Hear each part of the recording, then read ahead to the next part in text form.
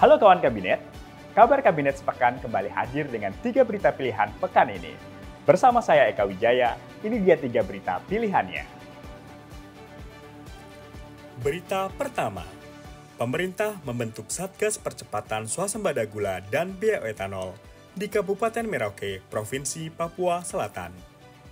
Pembentukan tersebut tertuang dalam Keputusan Presiden Nomor 15 Tahun 2024 yang ditandatangani Presiden Joko Widodo pada tanggal 19 April 2024. Pembentukan Satgas yang diketuai oleh Menteri Investasi ini merupakan implementasi dari Peraturan Presiden Nomor 40 Tahun 2023 serta arahan Presiden Jokowi dalam rapat internal tentang percepatan swasembada gula dan bioetanol pada tanggal 12 Desember 2023 lalu.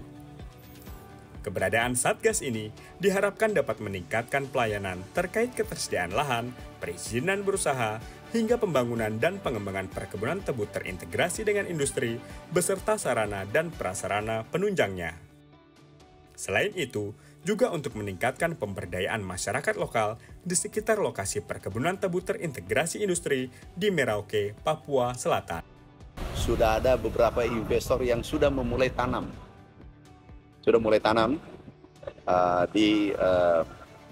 di Papua.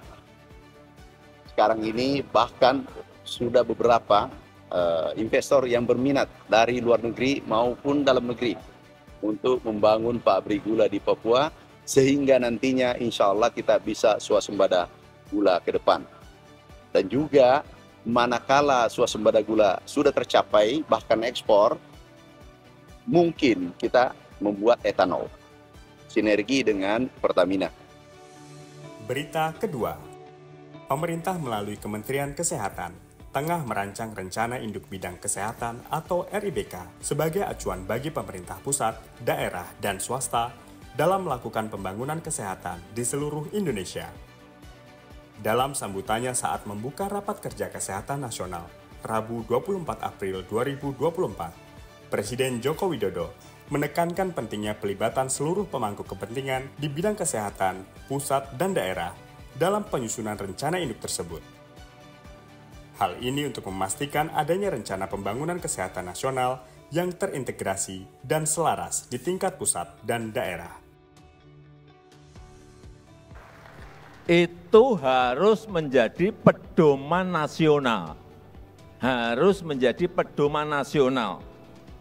Baik pusat, baik daerah, provinsi, kabupaten, dan kota, serta swasta. Semuanya harus sinkron, semuanya harus inline, semuanya harus seirama. Jangan berjalan sendiri-sendiri. Saya yakin jika semua kompak berjalan, akan signifikan kemajuan di bidang kesehatan negara kita.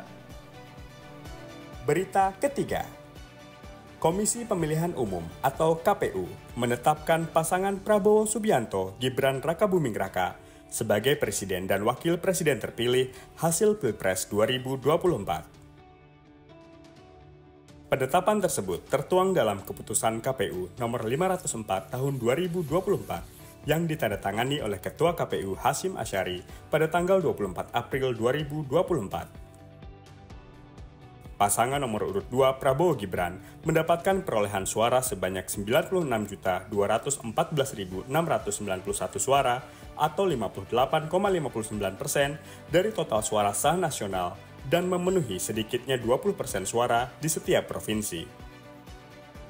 Presiden Republik Indonesia Joko Widodo dalam pernyataannya Rabu 24 April 2024 meminta Presiden dan Wakil Presiden terpilih untuk segera mempersiapkan diri agar bisa langsung bekerja setelah pelantikan.